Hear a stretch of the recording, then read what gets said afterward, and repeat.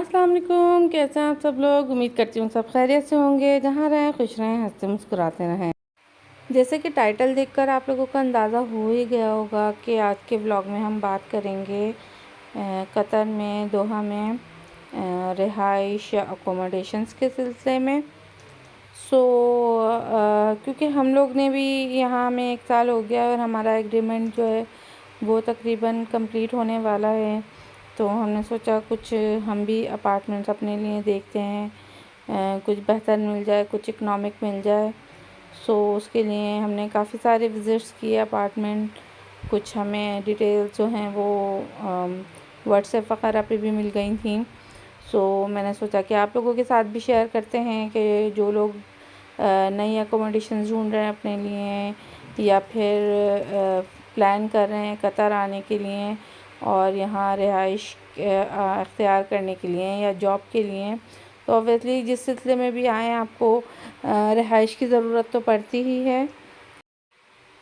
तो देखना ये है कि किस तरह से यहाँ पर रिहाइश का बंदोबस्त किया जाए, चाहे आप एक पर्सन हों या फिर आपकी पूरी फैमिली हो या आपकी फैमिली में कितने लोग हैं, इस हिसाब से आप जो हैं यहाँ पर रिहाइश तलाश करते हैं अपने लिए, घर की तलाश करते हैं कि आपका घर किस तरह का होना चाहिए। तो आपको बताती चलूँ कि यहाँ पर जो है वो आपको घर तलाश करने के लिए सहारा लेना पड़ता है वेबसाइट्स का और स्टेट एजेंसीज़ का। पहले तो आप वेबसाइट्स पे जाकर जो है मुख्तलिफ़ अपार्टमेंट, विलाज़ या स्टूडियो अपार्टमेंट, जिस तरह की भी आपकी नीड है वो आप सर्च करते हैं। फिर वेबसाइट पे ही सारी डिटेल होती है, जिस भी तरह की आपको अकोमोडेशन चाहिए, जिस तरह का भी घर आपको चाहिए, तो उन सब की डिटेल जो है वो इन वेबसाइट पे होती है, जो कि मैं मेंशन कर दूँगी डिस्क्रिप्शन में। ना सिर्फ डिटेल्स होती हैं बल्कि अपार्टमेंट या फिर विला जो भी आप चूज़ करते हैं उनकी पिक्चर्स भी होती हैं कि किस तरह के कमरे हैं, क्या हैं। और दूसरा ये कि 2 तरह की आप यहाँ पे अकोमोडेशंस ले सकते हैं। एक तो होती है फर्निश्ड और एक अनफर्निश्ड। हाँ, एक सेमी फर्निश्ड भी होती है। 3 तरह की होती हैं। तो अनफर्निश्ड जो घर होता है वो तो आपको उसमें सारा कुछ फर्नीचर से लेकर और अपने किचन अप्लायंसेस से लेकर हर चीज़ आपको ख़ुद जो है बंदोबस्त उसका करना पड़ता है। फिर होगी सेमी फर्निश, उसमें आपको किचन में फ्रिज और कुकिंग रेंज दिया जाता है, लेकिन फर्नीचर यानी कि बेड, सोफ़ा, कबर्ड्स वगैरह वो सब आपको ख़ुद ही जो है उनका बंदोबस्त करना होता है। तीसरे नंबर पे आ जाता है फुल फर्निश, उसमें आपको कुछ भी लेने की ज़रूरत नहीं पड़ती। टीवी, फ्रिज, किचन अप्लायंसेस और यहाँ तक के सोफ़ा और आपको कबर्ड्स वगैरह हर चीज़ मिल जाती है। उसमें आपको कुछ भी लेने की ज़रूरत नहीं पड़ती। जब आप वेबसाइट्स पर अपने लिए 1, 2, 3 जितने भी आपको पसंद आते हैं अपार्टमेंट्स या जो भी आपको अकोमोडेशन चाहिए, जिस तरह की आप चूज़ कर लेते हैं, तो वहीं उनके स्टेट एजेंट का भी नंबर होता है या फिर जो स्टेट एजेंसी उनमें डील कर रही होती है उनका कॉन्टेक्ट नंबर होता है, ईमेल एड्रेस होता है। आप उनसे कॉन्टेक्ट करें और वो फिर आपको टाइम देंगे विज़िट कराने का, कि जो प्लेसेस आपने पसंद किए हैं वो सब आपको विज़िट कराएंगे। और अगर आपको पसंद आ जाती हैं तो फिर आपसे कांटेक्ट करते हैं वो एजेंसीज़, जो भी आप लेना चाहते हैं अपार्टमेंट, विला या स्टूडियो अपार्टमेंट। तो 1 साल का यहाँ कॉन्ट्रैक्ट होता है। पेमेंट प्लान ये होता है कि आपको 1 मंथ जो है वो डिपॉज़िट देना होता है, जो भी आपका रेंट होता है, जो भी आप रेंट डिसाइड करते हैं। और फिर 12 पोस्ट डेटेड चेक होते हैं, तो यानी कि पूरे साल के चेक जो हैं वो आप पोस्ट डेटेड जमा करा देते हैं। और फिर जो है वो बाकी फैसिलिटीज़ वगैरह वो उस हिसाब से होती है जो भी एजेंसीज़ ने आपके लिए रखी होती हैं।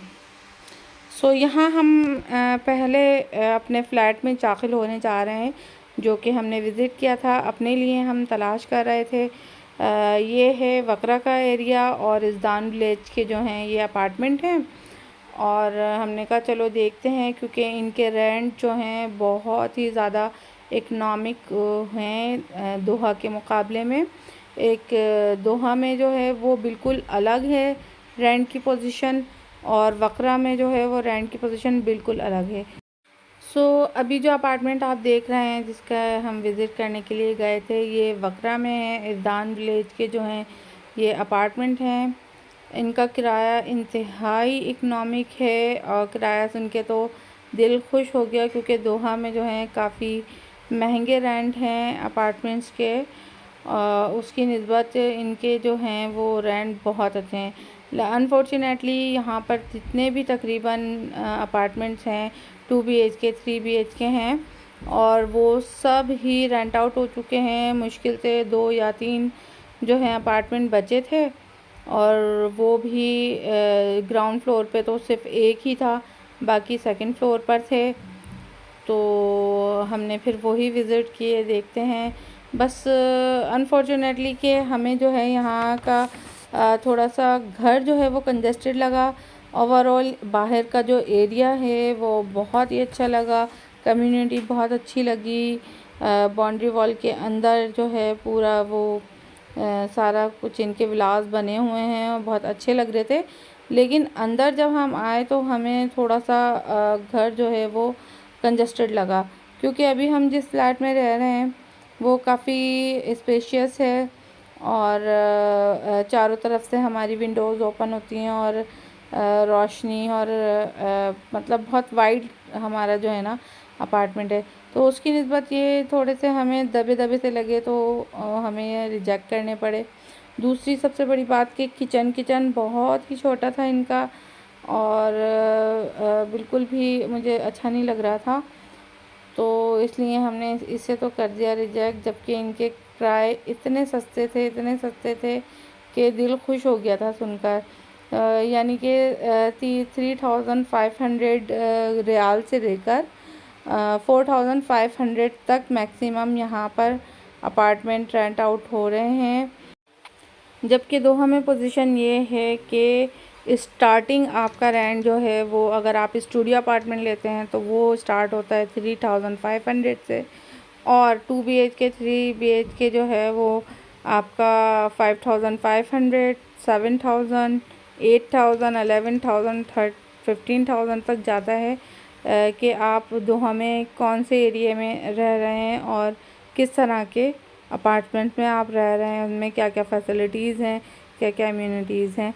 क्योंकि अपार्टमेंट या फिर विला जो भी आप चूज़ करते हैं अपने लिए, वहाँ पे जब आप रेंट पे ले लेते हैं और सारी चीज़ें, कॉन्ट्रैक्ट आपका 1 साल का हो जाता है, तो फिर आपको इलेक्ट्रिसिटी और वाटर और गैस जो है वो यहाँ पे सिलेंडर चलते हैं, लेकिन ज़्यादातर अपार्टमेंट में जो है वो इलेक्ट्रिक के जो हैं वो कुकिंग रेंज वगैरह होते हैं, तो इलेक्ट्रिक के यूज़ किए जाते हैं। अगर आपको गैस चाहिए तो गैस के सिलेंडर अलग से बाय करने होंगे, और वाटर और इलेक्ट्रिसिटी का बिल जो है वो अलग देना होगा।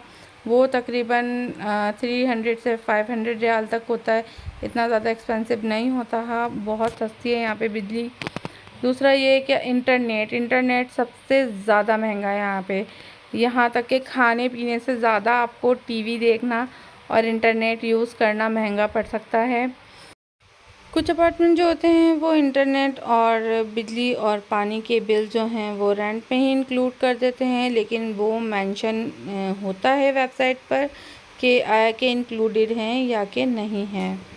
अच्छा, अभी हम जो अपार्टमेंट विज़िट कर रहे हैं ये थोड़ा हमें बेहतर लगा था, लेकिन ये था सेकंड फ्लोर पर, और हम लोगों को थोड़ा सा अब इशू होता है सीढ़ियाँ चढ़ने का, तो आदत बिल्कुल ख़त्म हो गई है। लिफ्ट यहाँ थी नहीं, तो जब ग्रॉसरी करनी होती है या शॉपिंग करनी होती है तो फिर बहुत ज़्यादा सामान हो जाता है, और वो उठाकर ऊपर आना हमारे लिए तो बहुत ही मुश्किल है, इसलिए हमने ये भी रिजेक्ट कर दिया।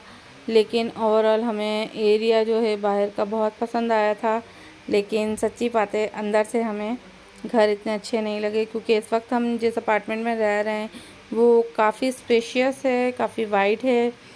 तो दूसरा ये कि हमारा दिल भी यहाँ लग चुका है, और दिल नहीं चाहता, इतनी सारी चीज़ें सेटिंग कर ली है, सारा कुछ हो गया है, तो अब इसे छोड़कर जाएं। तो फ़िलहाल इस साल के लिए तो हमने अपना इरादा जो है वो मुलतवी कर दिया कि हम यहाँ से शिफ्ट हों, इसी वाले अपार्टमेंट को जो है हम कॉन्ट्रैक्ट जो है वो रिन्यू कर लेंगे। लेकिन ये है कि आप लोगों को भी थोड़ा सा आइडिया हो गया होगा कि किस तरह के यहाँ अपार्टमेंट हैं और वकरा में अपार्टमेंट किस तरह के हैं, एरिया किस तरह का है, और सबसे बड़ी बात रेंट जो हैं वो आप कितना अफोर्ड कर सकते हैं और किस तरह के अपार्टमेंट पसंद करते हैं। अब बात करते हैं उन लोगों के लिए जो कि यहाँ रोज़गार के सिलसिले में आते हैं और बहुत ही कम सैलरी उनकी होती है, यानी कि लोएस्ट सैलरी यहाँ पर जो होती है वो 1500 से लेके 3000 तक अगर आप बात करते हैं, इतनी आपकी सैलरी, तो ऑब्वियसली आप यहाँ रेंट पे कोई स्टूडियो अपार्टमेंट भी आप अफोर्ड नहीं कर सकते।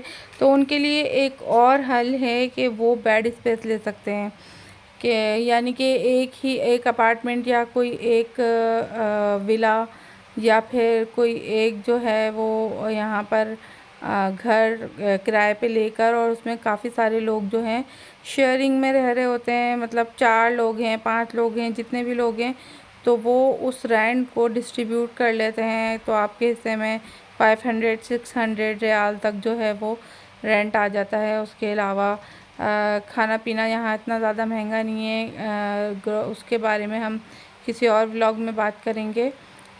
अगर आप जानना चाहते हैं कि यहाँ पे कॉस्ट ऑफ लिविंग क्या है, कितने जो है आपका एक्सपेंस आ सकता है खाने पीने पे और दूसरी चीज़ों पर, तो आप मुझे ज़रूर कमेंट बॉक्स में बताइएगा। उसके लिए भी व्लॉग बनाएंगे डिटेल के साथ। सो कैसा लगा है आपको आज का व्लॉग, और अगर आपके जहन में और कोई भी सवाल है कतर में रिहाइश से मुतालिक, अकोमोडेशन से मुतालिक, आप जो मैं भूल गई हूँ इस वीडियो में बताना, और आप जानना चाहते हैं, तो मुझे कमेंट्स बॉक्स में कमेंट्स कर सकते हैं। इंशाल्लाह मैं ज़रूर आपके कमेंट्स का जवाब दूँगी।